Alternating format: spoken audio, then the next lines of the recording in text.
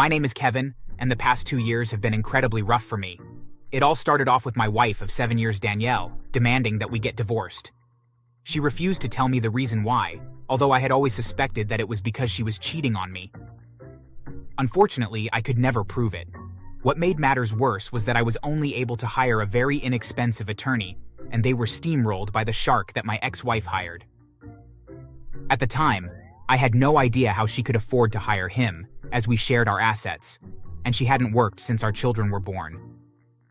Her sleazy lawyer managed to get her full custody of our 2 sons, Quinn and Felix.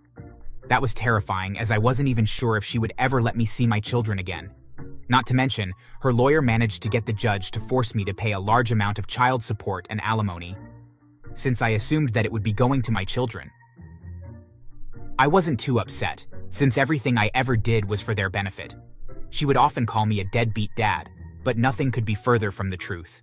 In fact, I ended up having to get a second job just to cover my child support and alimony. When we first got divorced, I weighed over 250 pounds, but I lost an unhealthy amount of weight as time went on. I just couldn't help it, as I could barely afford anything for myself, which meant I ate the worst foods and always felt tired. Honestly, how many deadbeat fathers do you know that work 2 jobs and make sure that their children are always taken care of? At any rate, she would constantly call me on the phone and harass me. Kevin, you are such a pathetic loser. I can't believe that the judge didn't award me more money than he did. I guess it's based off your salary, though. And you work such a miserable job. No wonder our boys are always wearing rags. I work 2 jobs and send you most of my money, Danielle. I can barely afford rent and food. How on earth aren't our boys wearing better clothes? What are you spending all that money on? As if. The amount you send barely covers their food. You're such a pathetic excuse for a man. I'm so glad that I divorced you. She was so incredibly cruel, and every time she would call me like this, it would make me feel terrible for days. I tried to contact the police, but they told me that they couldn't do anything as she wasn't threatening me, and that if I wanted the calls to stop, then I should just block her number. But if I did that, then I would lose the one form of contact with my boys that I still had. As terrible as she was, she did let me talk to them on the phone from time to time, and so I just had to endure her abuse. It bothered me so much that she constantly would claim that the $3,500 a month that I would send her wasn't enough. With that kind of money, our boys should be eating well and dress in brand new clothes all the time. But the few times that she would let me see them, they always looked so incredibly thin and were wearing clothes that had holes in them. I wanted to ask them what life living with their mother was like, but she would never leave me alone with them and was always hovering close by. It was absolute torture, but at least I could see them, and that was enough for me. To make matters worse, as soon as the divorce papers were signed, she had her boyfriend, Rob, move in with her and my boys. Of course, I didn't like Rob as he essentially stole my wife, but it was more than that. There was something about him that concerned me, and I hated the idea of my children living with him. However, there was nothing I could do. Or rather, I thought that was the case until I spoke with my brother. Listen, Kevin, you have to do something. You're wasting away to nothing. I know you love your children, but you can't keep sending your ex-wife that much money. It's going to kill you. I have no choice. It's what the courts decided. If I don't pay, then I could get into serious trouble. Listen, I just got some money from work as a bonus. I'm going to loan it to you so you can hire a private investigator. You're giving her a lot of money and it's clearly not going to the kids. Maybe you'll find out what she's doing with it. My brother lent me $15,000, which I was incredibly grateful for, and while I really wanted to spend some of it on improving my life, I knew that he was right. Something wasn't adding up, and so I went and found a private investigator that would take my case. He wasn't cheap, but he promised that he would get results and keep me up to date on what he was finding. It did cost me $5,000, and I hoped that it would end up being worth it. At the end of the first week, he came and told me that he suspected that there was something very shady about Danielle and Rob, although he needed more time to figure out what it was. Hearing this made me a bit concerned, as I already knew that the 2 of them were dishonest people. This wasn't new information, and so I tried to be patient and wait. As the second week rolled around, that's when I knew that I had spent the money that my brother lent me wisely. The private eye discovered several things that enraged me. For starters, he discovered that Rob was beating my children by slapping them. The investigator had several videos of Rob doing this when he thought no one was looking. On top of that, He had photos of Rob and Danielle wearing designer clothes and eating out at fancy restaurants, while my boys ate frozen dinners and were forced to mend their own clothes. I wanted to take this to the police right away, but the private investigator and my brother urged me to wait just one more week, as he suspected that there was more to be found. I tried my best to wait, and it was eating me up alive to know what my boys were going through. I just felt helpless and angry both at Danielle and Rob, but also at myself for not being able to do more. However, after the third week, the investigator dropped some serious bombshells on me. Oh boy, I do have some juicy information for you. What did you find? I found out that a month after you got divorced, that Danielle and Rob secretly got married. It took some effort to find it, but I managed to find a copy of their marriage certificate. Good for them, but how does that help me? Kevin, that means that you've been paying child support and alimony when you shouldn't have been. In our country, if your ex-wife gets married, then that means that they can't get alimony or child support anymore. The new husband takes on those responsibilities. That's right. But there's more. I found out that before the two of you separated that your ex-wife won the lottery. She won over $2 million, and she hid that money in a secret account. So that's how she afforded a high-priced lawyer. Okay, but how does that affect my case? It's the best news ever. This means that half of that money should have been yours since you were legally married. This is incredible news. Both of them were ecstatic and I wanted to be as well, but I had been suffering for so long that I didn't want to give my hopes up just yet. The next day, my brother and I went to a lawyer and used more of the money that I had been lent to hire them to reopen my case with my ex-wife. We gave them all the information that the investigator had been able to gather, and within a couple weeks, the lawyer brought the case before a judge. With the evidence that we had gathered, the judge agreed to re-examine my case, and after looking at everything, he completely reversed his previous ruling. The investigator had been right, but what happened next nearly gave me a heart attack. After seeing all the evidence, the judge forced my ex-wife to give me half of the money that she had won in the lottery, which was over $1 million. Unfortunately for her, that was all the money that she had left as she was burning through it incredibly fast, but I had zero sympathy for her.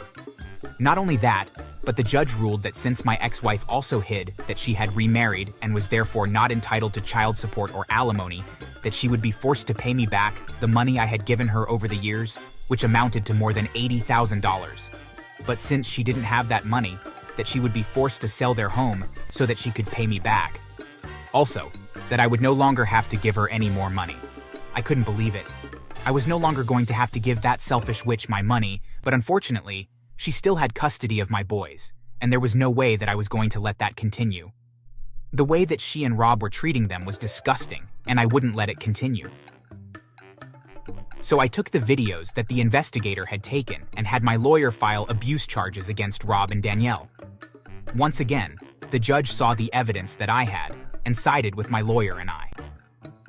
With this evidence, the police spoke to my sons, and they told them all about the abuse that they had suffered from Rob and Danielle, and it was more than enough to send both to jail for the next 10 years. On top of that, the judge awarded me full custody of my boys. In the span of 2 months, I went from poor, barely able to eat, and worried sick about my sons, to wealthy and finally able to be a loving parent to them.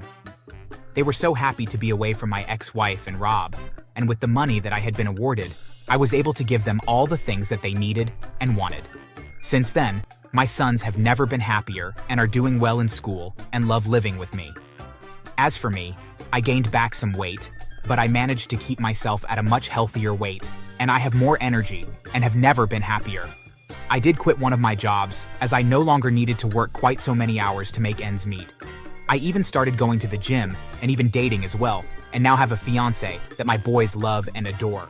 Since my brother had been such an amazing source of help and support, I returned the loan that he had given me along with another $30,000.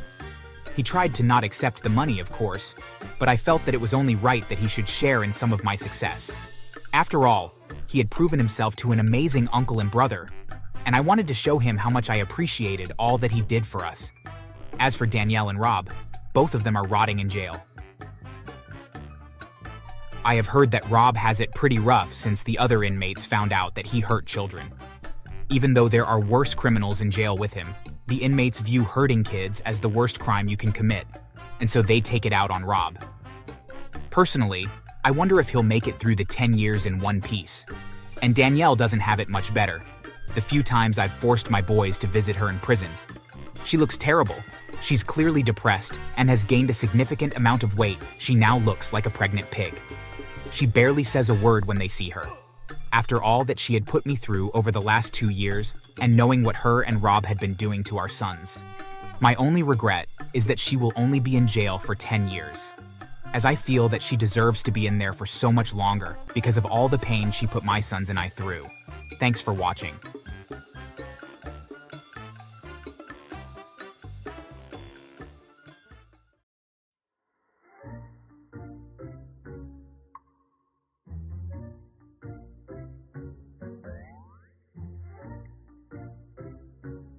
Hi, my name is Mona, and I have had some of the most stressful months of my life recently. It all started when I had to go on my maternity leave early. My pregnancy was very difficult, and my doctor ordered me to go on my leave early to avoid harming either myself or my baby. As soon as my mother heard about this, she came rushing over and helped my husband Tyron and I. She made us dinner and cleaned our house while also helping to take me to appointments. However, as I was nearing my due date, my mother broke her leg and was unable to help anymore. This was entirely understandable, of course, and we thanked her for all the hard work that she had done for us. We knew that it would be a huge challenge once the baby was born, and Tyron was worried that it would be too much for me to handle alone, and so he invited his mother to come and stay with us for a couple months. I was reluctant as I never had gotten along well with his mother. It had always just felt a bit awkward between us, but I also knew that I would need the help, and so I agreed. A week after I had given birth to my beautiful baby girl, Paige, my mother-in-law moved in. For the first few days, my mother-in-law, Karen, helped out, although I barely saw her. I was so tired and sore that I didn't register anything other than my baby girl. Between feeding her and trying to get rest and recover, I barely noticed anything else. But after a week, I began to feel like myself again. I still wasn't getting a lot of sleep, but I was in less pain. It was then that I noticed how many dirty dishes were in the sink and how filthy the house had gotten in just 1 week. Part of me wanted to ask Tyrone what had happened and why he and his mother hadn't been cleaning, but I just decided that all of us had taken a week off of doing chores, so that we could focus all of our energy onto the new addition to the family. Since I had more energy, I began to tidy up when my mother-in-law came into the living room. "Oh, hello there, Karen. How's your day going?" "Oh, it's okay. I was just on my way to get something from the fridge." I was a bit confused why she didn't offer to help me tidy up. After all, that was one of the main reasons that she was here. I needed her to help do the little things while I recovered and took care of my daughter. Sighing, I kept cleaning up, while my mother-in-law went to the kitchen. As she passed me, I nearly gagged as I caught a whiff of her. She smelled worse than a dumpster. I couldn't believe how bad she smelled, and then I noticed how dirty her clothes were as well. As much as I wanted to ask if she was okay, I just made a mental note to speak to Tyrone and have him say something to her, as I knew that it would be easier to hear any kind of negativity from him, more so than from me. However, by the time that Tyrone had come home from work, I was so tired from cleaning and feeding our daughter that I decided to hold off on saying anything.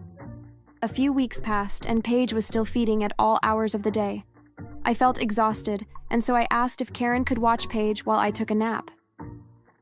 "Karen, I hate to ask, but could you watch Paige for a few hours? I'm so exhausted and I need a nap to recharge my batteries." "Well, I guess so." She didn't really seem all that willing to help me, but I was so tired that I just slumped onto the couch and fell asleep instantly. I woke up a couple of hours later as I heard Karen coming into the house.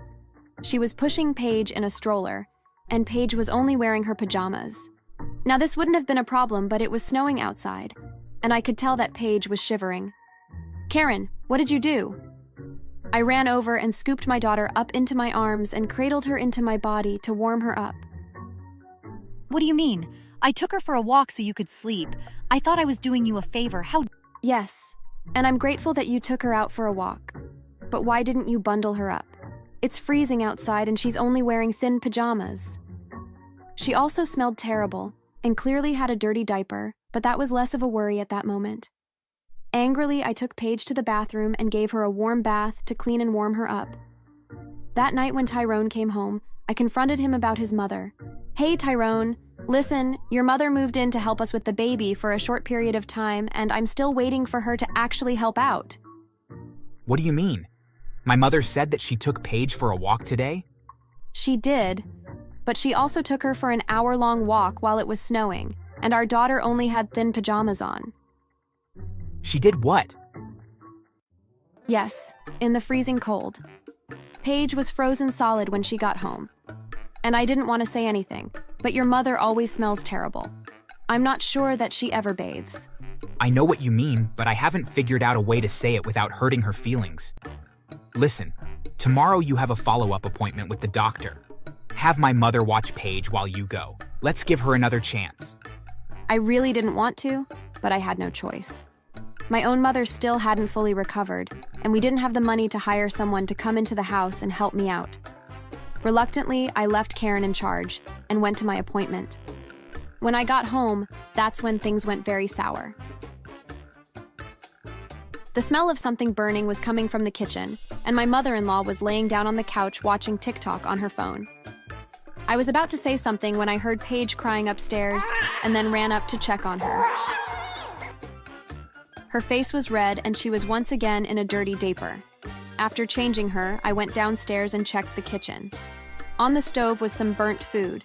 I then checked the fridge and saw that the formula that I had left there for her was unused. Karen not only had ignored her for who knows how long, but hadn't even fed her. That was the last straw. I had only been gone for 5 hours and Karen couldn't even be bothered to help out even a little bit. That night, I asked my husband if his mother had any friends and if I could have their numbers. At first, he was a bit confused, but I told him that her birthday was a few weeks away and that I wanted to organize something for her. Once I had their contact information, I set about arranging for a few of them to come over in a few days. On the birthday day that the friends were to come over, I told my mother-in-law that I needed her to go to the corner store and grab me a few things. She, of course, didn't want to go, but after I gave her $100 and told her that she could use whatever money was left over to buy snacks for herself, then she rushed out of the house. While she was gone, her friends arrived, and I escorted them to her bedroom where the worst of the mess was located, and I told them to wait in her room and that she would be back in a few minutes before we can start celebrating. When she finally came home, she was mortified to see her friends standing in her bedroom. She could tell that they were all disgusted by the mess around them, and the smell was horrible. Karen tried to scream at me, but she was so embarrassed that she just ran out of the house in anger. Once she was gone, I apologized to the women and escorted them out of the house and then waited for Tyrone to come home. Once he did, I told him everything that I had done and why, and while he was a bit upset with me. He was more terrified at what his mother had done. Leaving a baby alone for hours without feeding them and in a dirty diaper was neglectful. The two of us waited for her to finally come back, and when she did, we had a big fight. Dare you embarrass me like that? After what you did, something needed to be done to put you in your place. Paige could have had an accident, and you wouldn't have noticed because you were too busy playing on your phone. Listen, Mom. Mona is right.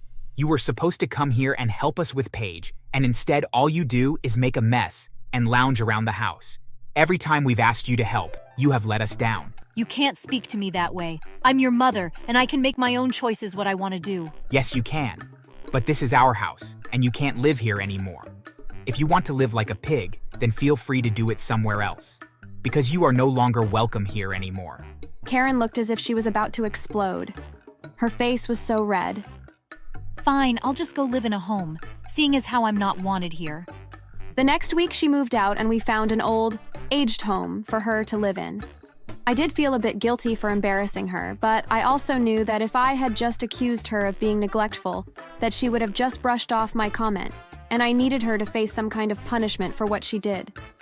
After she left, my mother was able to begin helping again as her leg had healed, and she was eager to lend a hand. As for Karen, I did manage to get one last bit of revenge on her. I filled out the paperwork for the old age home that she was living in, and I told them that she was severely senile and incapable of cleaning herself. As a result, she is not allowed to leave the property, which means she can no longer get her favorite snacks anymore, as neither my husband nor I will bring her any.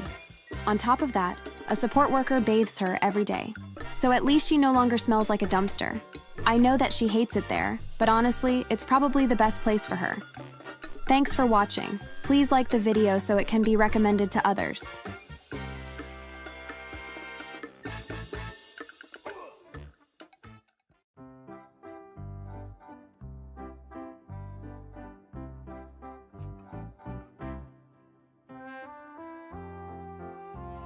Ever since I was adopted by my family, life had been perfect. They took care of me the best they could, taking me wherever I wanted to go and letting me do almost anything I wanted. They were very different from me, but I didn't mind. We would often get stared at because people didn't understand how we could be so different, which, honestly, I found kind of silly. I guess people don't really understand how a family with an adopted daughter could be so happy. The only thing that mattered was that my parents loved me just as much as I loved them, but when they had first adopted me, I could tell there was some hesitance. I was the last kid left in the adoption center, so I was the only option they had. At first, I wasn't even sure if they'd go through with it, but sure enough, they signed all the paperwork, and we went home together that day. My parents have always homeschooled me for some reason, but one day they decided to register me for normal public school. We've taught you all we know. It's only fair if you're allowed to go to public school. We wouldn't want you falling behind because of us. It made sense in my head, but I still wasn't 100% sure. The only depiction of public schools I'd seen were in the movies, and in all of those, there were always bullies who picked on the new kids. I thought this was how all schools would be, since that's all I ever saw. Naturally, I was terrified to go into a new school. I didn't want to get bullied and have my lunch money stolen. Being new in a place where everyone already knew each other was also just as terrifying. I tried to protest. Do I have to? What about the bullies? I don't want to be bullied since I'd be new. My dad only laughed and gently shook his head. You know that's only in the movies, right? That almost never happens in real life. That's why you need to go to school, so you're able to learn more about the world. I gave in, since I knew he was probably right, and there was nothing I could do about it. And so I began going to school. I wasn't the top of my class, but I was doing well enough for my parents to still be very proud of me. I didn't make many friends, but I didn't really want any to begin with. I was fine by myself, and I honestly preferred things like that. However, I wouldn't feel that way for long. All too soon, I'd wish I had surrounded myself with more people. Because one dreadful day, I heard my parents talking. I just think one more couldn't hurt, right? Maybe you're right. This time, they'd be ours though, right? We wouldn't be adopting another one. Yes, of course. We get stared at already with that one. We don't need to add to that with another. If it's what you really want, then I guess I don't see much of a problem. I wasn't 100% sure, but it sounded like that they were talking about me. But I was confused what they were referring to. I wasn't sure how to feel at the time because nothing they were saying made sense. However, in a few months, I would understand perfectly. As time went on, it became very obvious that my mom was pregnant, and instantly it clicked in my head. They had been talking about having another child, but if that was true, that means they were also talking about me, and since I didn't fully understand what they were talking about, I chose to ignore it. A few months later, I had a baby sister. Everything was going fine at first. We all got along, the new baby was easy to take care of. But that didn't last. She started demanding more and more attention from our parents. After a while, they'd hardly ever spoke to me. In school, I was getting straight A's on my report card, and they'd pay me almost no attention. It was as if nothing that I did was ever good enough for them. They would only give me the bare minimum of praise. That's nice, dear. Why don't you go study in your room? I was honestly shocked. I couldn't believe my parents could do this to me. One day, I overheard a conversation that would change my life for the worse. 2 is too much. We can't handle them. Yeah, I thought it'd be easier, but both are incredibly hard to manage. So what should we do? Can we just make a return at the adoption center? I'd rather keep our own flesh and blood if we had to choose between them. My jaw dropped. I couldn't believe what I was hearing. It only got worse as I listened. I don't think they do. We'd have to just leave her in a box or something. On the side of the road? Or somewhere safer like the sidewalk, but we could leave it anywhere, I guess. And with that, I ran out of the house crying. It wasn't something that I had planned, so I didn't take any of my things, but I didn't look back. I had thought they really loved me. But once they had a kid of their own, they were ready to just throw me out. It was so unfair, I wanted to scream. I was out on the streets now, so I'd have to find somewhere to live. In a panic, I found a few boxes next to a shop and set them up in an alley so that I'd be able to sleep in them and keep warm. I cried myself to sleep that night as I knew that I was officially homeless, and I didn't care if anyone heard. My parents had been ready to throw me out. For the second time in my life, I had been abandoned. Only this time it hurt so much more. I spent days out on the streets, eating whatever I could find, just trying to survive on my own. Until one day, Little girl, are you all right? I looked around for the voice I'd heard to find a tall woman, dressed in a gold dress with a really big white hat on, and round sunglasses looking at me. What? Are you all right? Oh, you poor thing. I'll take you to my house if you'd like. That, so you won't be out in the streets anymore, is dangerous out here. Yes, sure. And with that, I was whisked away to her home, a 3-story mansion in the middle of a secluded forest. She took me inside, where she gave me food, the best food I'd had in a very, very long time, and showed me where I would be sleeping. It was a massive bedroom, 5x bigger than my old one. I was still in shock from everything. I couldn't believe this was actually happening. It seemed almost too good to be true, and yet it was. The woman told me her name was Madeline, and she'd be more than happy to take me in as her own. From that day on, I lived with her in her giant house. I got all the food I could ever want, and got to do whatever I'd like again. We went into town together, and I went with her on vacation all around the world. Of course, I never asked for more than what I'd been given. I didn't want to seem greedy or anything, but she cared for me as if I was her own, and it made me feel very special. I was living a life I would never in a million years think that I would ever be able to live, and it was magical. Madeline had a grown-up son who lived in another city and had wanted a daughter, but she wasn't able to conceive due to her age. Madeline had become my new mother and had even filed the proper paperwork to adopt me. It was a dream come true, and when I got older, she even paid for me to go to prestigious university. When I had ran away, I didn't fathom that my life would have turned out this way. But then I got some terrible news. My former parents sent a letter while I was away at university. Tragedy had struck. My little sister had become very ill and had passed away. The mix of emotions were so confusing. On the one hand, they had been eager to just abandon me, but on the other, I did feel saddened, as my sister, who I had known and loved for years, passed away. Madeline was very supportive, though, which made it easier. As if that wasn't shocking enough, though, my former parents were begging for me to come back and live with them. They claimed that they now knew that they had made a mistake and that they desperately wanted me to come home and for us to be a family again. It took me all of 2 seconds to decide. After all, Madeline loved me for who I was and didn't care that I was adopted. She had shown me true love and was a caring and supportive parent, while my former parents were planning on throwing me away as soon as I was a bit of an inconvenience to them. And so I crumpled up the letter and threw it away and never spoke to them again. Thanks for watching. Please like, share, and subscribe.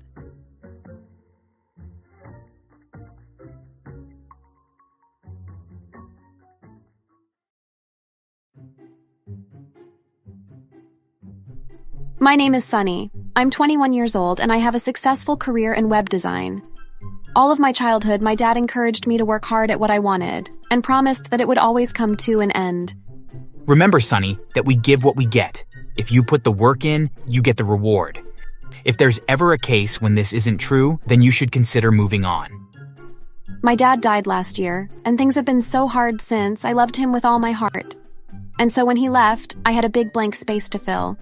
I tried to do it with work, but there was a point in which I had to admit that I was testing the limits of what my work could do for me. Then, only a week after my father died, my mother came to me. I'm sorry I asked you to do so much work for the funeral. I know it hasn't been easy for you. I just couldn't do it. Things were okay for a while. I worked and helped my mom. She was spending more and more time with me at my place until, a few months after her arrival, I realized that she had moved in. Mom, are you living here now? You don't want me to? I can move away if you want, but I just thought, since we're the last of each other's family, we'd want to be closer. If I got that wrong, though, that's okay. I can call my landlord, see if she'll give me my place back. No, of course, it's fine. You're right. We're family. At the time, I thought I was being selfish, but I had a needling annoyance that this had happened without her actually talking to me. It was okay having my mother there. She helped me make food, darned my clothes, and cleaned. I was able to get on with my work without needing to worry about everything else. Why are you always in your room? I thought by living here we would be able to spend more time together, but you never come out. I'm sorry, Mom. I'm just busy working. I've got my business set up, but I need to keep at it to gain the right kind of reputation. Besides, we do spend time together. Are you accusing me of being a liar? What? No, what are you talking about? You're angry at me. I just wanted us to spend time together. Is that so wrong? I didn't mean to imply— No, Mom, it wasn't wrong. I'll take a half day next week. We can go shopping. How about that? That sounds good, actually. You can buy me something nice to make up for all this emotional distress. I thought she had been joking, but she wasn't. When we got to the mall, we got a coffee, and then ate at an expensive brunch restaurant. She drank mimosa after mimosa, and then we went to a jewelry store. Here, these are nice earrings. She'd pointed out a pair of gold earrings with a sizable emerald in each. There were no price tags in sight, so I knew already that it would be extremely expensive. But I also understood in that moment that buying my mother those earrings would make her understand that I loved and appreciated her. What I didn't know was that I would then be setting the bar so ridiculously high that she would never be satisfied.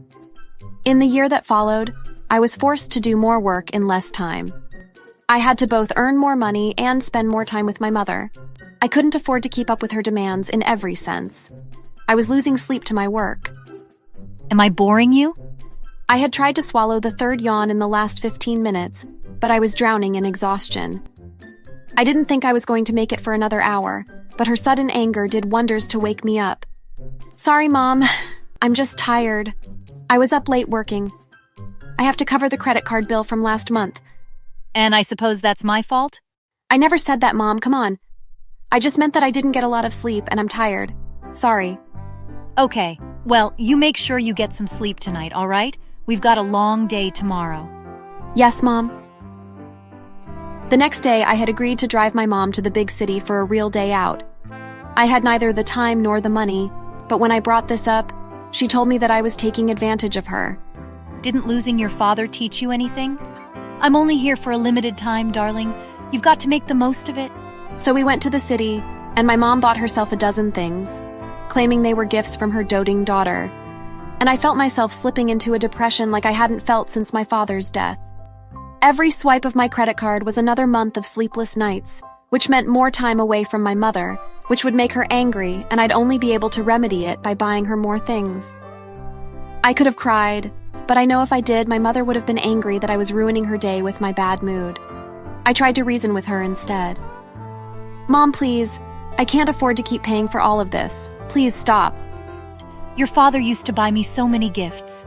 I feel his absence the most on the days that I don't get any gifts. But you can get through this. How about next month when we come back, I'll spend less.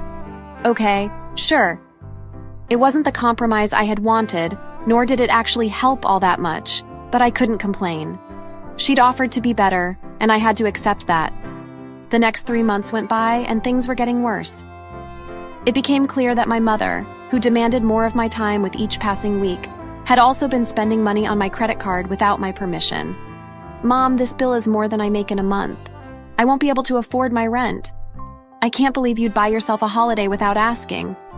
You said it was okay. I was too stunned to say anything at first, but then I realized that she was trying to make me doubt myself. She had, in fact, asked for permission, but she'd never explained the details. You said you wanted to get out of the house for a while. This isn't getting out of the house, Mom. This is leaving the country. You booked a vacation to the Bahamas. Hey, I need a break, damn it. You're always around. I never get any time to myself.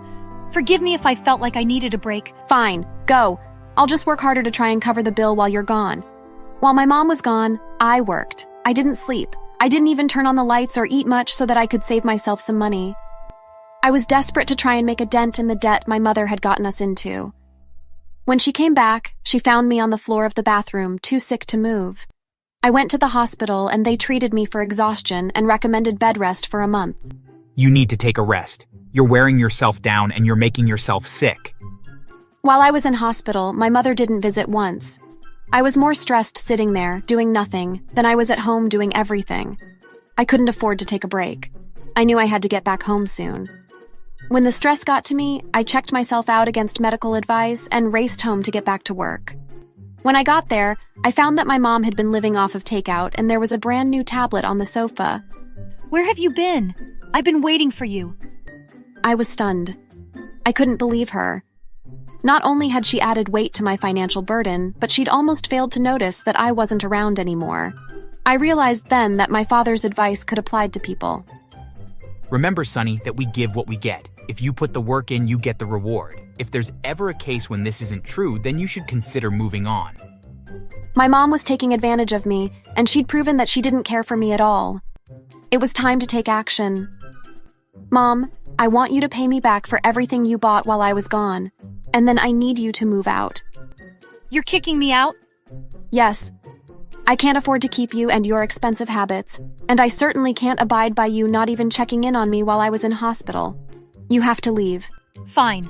I'll be gone by the morning. My mom had a suitcase by the door already, and I suspected that she'd already made plans to leave. However, her plans were temporary, and I needed to make them permanent. She was gone by the time I woke up, and so the first thing I did was contact the fraud hotline from my bank. I explained that my mother had been using my credit card against my wishes, and that she'd racked up bills of thousands of dollars since my father's death. The woman on the phone was very kind. Emotional manipulation is a very real problem, and I understand how difficult this must be for you. But we will do everything in our power to help you. My first piece of advice is to gather all the evidence. Every bill and any conversation you may have had about money. I did what she asked. I collected bills, photos of my mother using those items, her boastful social media posts, and screenshotted conversations about me asking her to not spend more money. Perfect. Sit tight. We'll talk with our lawyers and figure out what to do from here. For now, we'll cancel all current cards and issue you another card. If you still have debt after the case is closed, we'll match you with a consultant to help you through. Within 2 hours of that call, I received one from my mom. She'd been using my card while she was on holiday in Europe and was incensed to learn that I'd cut her off. I hung up and blocked her number.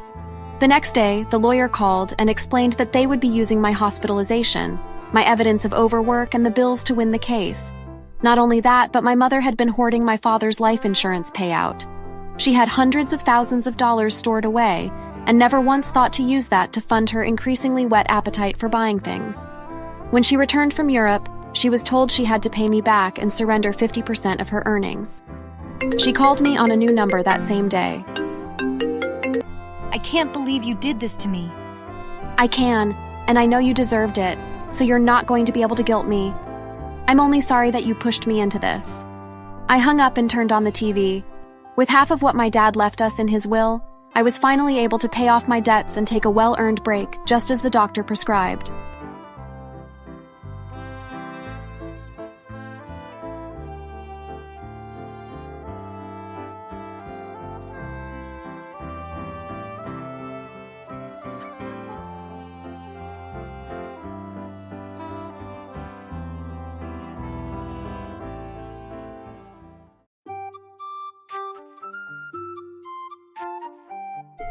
My name is Philippa.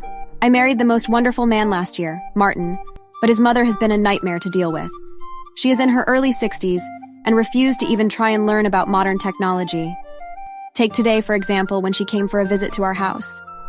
I was working on my computer in my lounge, and she came in to berate me.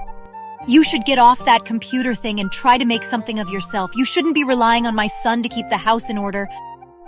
He doesn't. We both contribute to the house. Please let me explain how these computers work. It'll make your life much easier. Not at all. I survived without it so far, and I will continue to do better without it. All you've done is sit around on that thing. Why on earth would I be interested in trying it? But I'm not just sitting around on it. I'm working. I have my own business. I'm at the forefront of my sector. I'm not a layabout. I'm not lazy. Please, stop accusing me of these things. I suppose the biggest disappointment is that I know he could do better. Much, much better. You know, in high school, he used to date this girl that was really smart. I called her mother the other day and found out that she was a professor at some big university and already had tenure. And for whatever reason, he broke up with her, and now he's stuck with you.